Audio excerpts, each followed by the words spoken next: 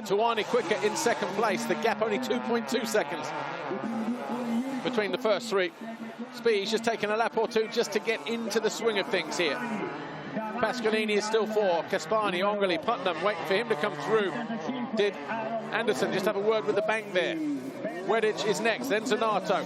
Anderson goes to the inside. Good momentum for Tuani as he looks to cut to the inside here. Gets the door closed in his face. But again, he gets good drive down here, doesn't he?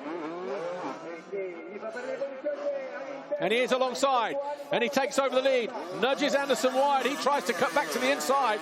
Anderson needs to respond immediately at the end of the straight.